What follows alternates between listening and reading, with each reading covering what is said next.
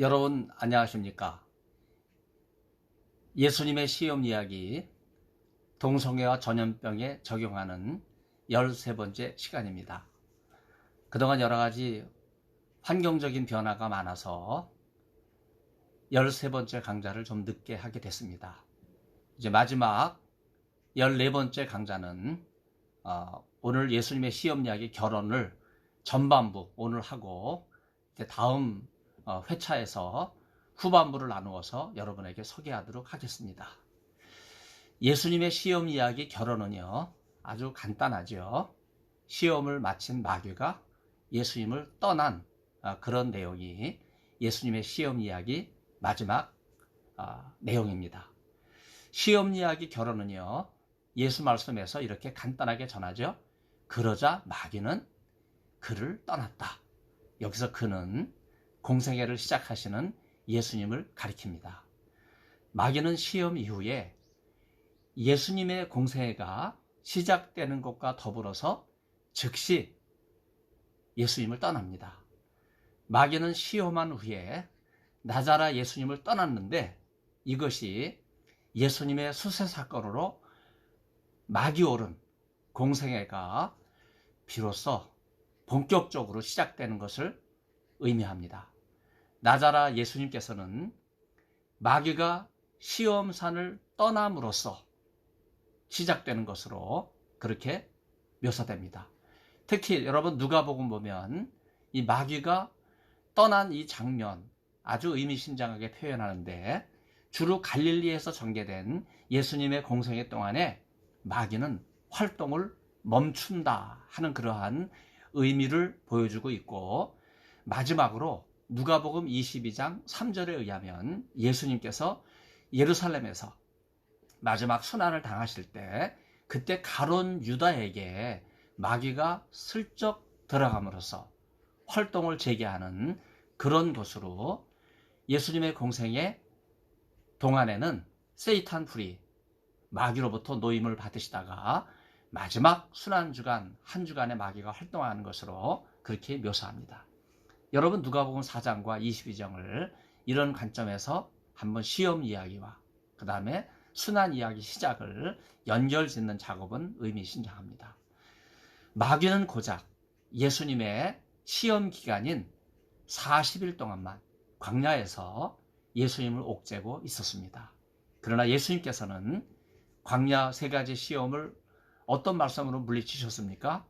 여러분 예수님의 육성 첫 번째 하신 말씀, 사실은 제가 의외의 말씀으로 여러분에게 소개해드렸죠. 기록된 바라는 말씀이에요. 구약의 말씀을 가지고 특히 신명기 말씀을 가지고 직접 인용함으로써 기록된 바, 이게 예수님의 첫 말씀인데 예수님의 입에 육성에 담겨져 있는 첫 말씀입니다. 하나님 말씀을 소중하게 여기는 그런 모습인데, 이런 준비된 모습, 바로 그것이 예수님께서 시험을 이기신 모습입니다. 이렇게 하나님 말씀으로 모든 시험을 물리치시게 되자 이 같은 사실을 깨닫게 된 마귀는요, 실패를 인정하는 거죠.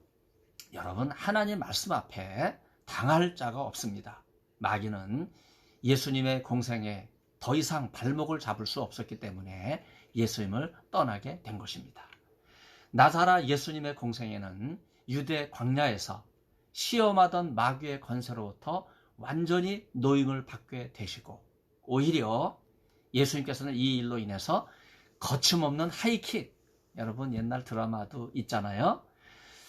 담대하게 하나님 나라의 행보를 보여주시면서 갈릴리에서부터 예루살렘을 향한 메시아의 여정을 성령 충만한 스피릿 필드, 성령의 능력에 이끌리시는 그러한 공생애를 이어가십니다.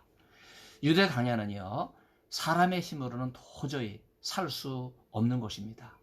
그래서 출애굽한 이스라엘 백성을 위해서 하나님께서는요, 낮에는 그 뜨거운 태양을 막는 구름 기둥으로, 그리고 밤에는 이 광야길에 불기둥으로 길을 내셔서 인도를 해 주셨는데, 또 물 한 모금 먹을 수 없는 상황에서 바위에서 물을 내시고 메추라기와 만나를 먹이시며 40일 동안 광야길을 인도하시게 되는데 마침내 하나님의 도우심을 통해서 이스라엘 백성들이 가나안 땅으로 들어갑니다. 그래서 광야는요, 한마디로 이야기하면 사람의 힘으로는 살 수 없고 오직 하나님의 도우심으로만 살 수 있는 그런 장소가 바로 광야입니다. 이스라엘 백성이 출애굽하던 전날 밤은 6월절이 시작되는 날이죠. 특히 이날은 유대인의 무교절이라고 해서 온 가족이 다 모여서 출애굽한 선조들을 기리며 서 있는 채로 누룩 없는 빵과 쓴나물을 먹었어요. 여러분, 이러한 전통은 점점 6월절과 연결이 되면서 이스라엘에 정착이 되는데, 출애굽을 기리는 30일 전부터 무교절을 지키는 전통이 예수님의 십자가 고난에 동참하는 사순절로 확대돼서 오늘 교회에서 고난주간과 연결짓는 이러한 훈련 기간까지 우리에게 전해지게 됐습니다. 출애굽한 이스라엘 백성이 홍해 앞에 이르러서 출렁이는 바다를 보고 건너갈 엄두를 내지 못하고 행진을 멈추고 섰을 때 설상가상으로 애굽의 군대가 뒤에서 추격하는 아찔한 순간을 맞이하지 않습니까? 그러나 만일 해안길로 들어섰다면 전쟁을 보고 다시 애굽으로 직행하는 이스라엘 백성들이 많았을 것입니다. 가이사라 항구에 가면 지금도 그 헤롯 거대한 신도시 그 유적지에서 해안길 표지석에 해당되는 가이사라 비문이 우뚝 서 있어요. 예수님 당시에 빌라도 총독의 예수님의 공생애와 연결되는 이런 사건을 역사적으로 보여주는 유물이라고 해서 아주 중요하게 다루는 그런 내용입니다. 가이사라 항구 해안길에 예수님 당시 총독이던 빌라도의 치세를 알리는 돌비석이 있는데, 바로 이것이 예수님의 공생애가 역사적으로 고증되는 아주 중요한 유물이기 때문에 여러분 반드시 거기 가시면요, 이 빌라도 비문 앞에서, 물론 이거는 모조입니다. 원본을 보시려면 예루살렘 박물관에 가셔서 그 진품을 여러분들이 또 확인하고 오셔야 됩니다. 문제는 해안길을 피하여 광야길로 들어갔을지라도 앞에는 홍해가, 뒤에는 추격하는 애국 군대 사이에서 갈팡질팡하는 이스라엘 백성에게 하나님께서는 모세를 통하여 뭐라고 말씀하세요? 너희는 가만히 있으라. 출애굽 14장 14절 말씀이죠. 그리고 또 15절에 이렇게 말씀하세요. 앞으로 나아가라. 참 재미있는 표현이에요. 네, 바로 우리는 이 말씀에 귀를 기울이지 않을 수 없습니다. 가만히 있으라와 앞으로 나아가라 하는 이 말씀은 상호 이율 배반적인 말씀이에요. 이스라엘 백성 입장에서는 가만히 있으면 애국 군대의 공격으로 다 죽기 때문에 가만히 있으면 안 돼요. 뭔가 해야 되는 상황 아닙니까? 그런데 가만히 있으라. 왜 하나님이 이렇게 말씀하십니까? 그런데 앞으로 나아가면 홍해에 다 빠져 죽지 않습니까? 그런데 앞으로 나아가라. 이렇게 또 말씀하고 계세요. 이런 상황에서 그야말로 가만히 있을 수도 없고 앞으로 나아갈 수도 없는 이런 절대절명의 위기의 상황이 바로 홍해 앞이고 광야 앞입니다.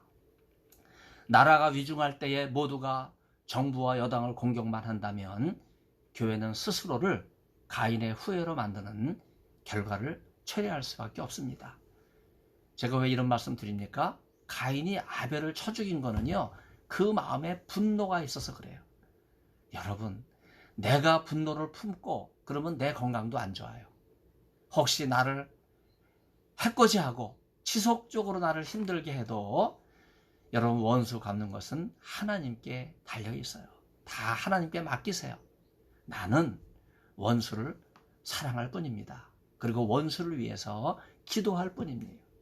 아벨의 제사를 받으신 하나님께서는 분노로 가득한 가인에게 어떻게 행하셨어요? 그에게도 은혜를 베푸지 않으셨습니까? 가죽옷을 아담과 하와에게만 입히신 거예요? 아니지요.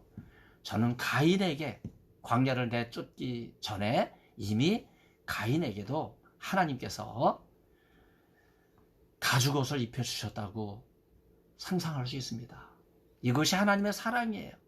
한국교회는 잠잠히 하나님의 모습, 얼굴만 바라보면서 아벨의 피가 땅속에서 하나님께 호소한 것과 같이 순교의 정신으로 한국교회의 순수한 신앙을 지키고 무너진 주일 성수를 회복하기 위해서 담대하게 눈물로 기도하고 순교의 정신으로 나가야 하겠습니다. 기도하면 하나님께서 갚아주십니다. 성령에 충만하신 예수님께서 40일 광야에서 금식기도 하시자 마귀는 3가지 시험을 성공하지 못하고 떠납니다. 교회를 흔드는 세력도 반드시 하나님께서 심판하실 것입니다. 심판은 하나님의 영역이에요. 여러분, 우리가 교만하게 하나님의 영역에 손을 대서는 안 돼요. 모든 거 하나님한테 맡기고 하나님께서 간섭하셔서 악한 무리와 사탄을 심판하시기를 우리는 기도할 뿐입니다. 나자라 예수님께서도 원수 사랑의 참된 희생의 삶을 우리에게 친히 보여주셨습니다. 예수님을 따르는 제자로서 한국교회는요, 정부, 여당이 중대본을 통해서 교회를 폐쇄하는 문조와 주일 성수를 금지하는 공문을 계속적으로 보냈던 이런 상황을 엄중하게 보고 있습니다. 강력하게 대처하는 수단으로 비난하고 반대하는 그런 일도 있었지만, 그러나 이것을 넘어서, 분노를 넘어서 여러분 가장 효과적인 대응이 무엇이겠습니까? 하나님께 금식하며 기도하는 일이야말로 정말 무서운 것이 없습니다. 더욱 열심히 원수까지도 사랑하는 마음으로 밤낮 하나님께 매달려 회개하고 죄를 뒤집어 쓰고 기도하게 될 때 모든 억울하고 원통한 것을 하나님께서 맡아주시고, 지금 교회가 꽁꽁 묶여 있지 않습니까? 이제 교회를 풀어주시는 분도 하나님이세요. 여러분, 정부 여당이나 중대본이 주일 예배를, 교회 폐쇄를 마음대로 하는 것 같지만은요, 하나님께서 반드시 이 역사를 바로잡아 주시고 한국교회를 새롭게 하실 줄로 믿습니다. 이번 이런 기회를 통해서 저와 여러분이 깨어 더욱 기도하는 그런 기회가 될 수 있기를 간곡하게 부탁을 드립니다. 경청해 주셔서 진심으로 감사를 드립니다.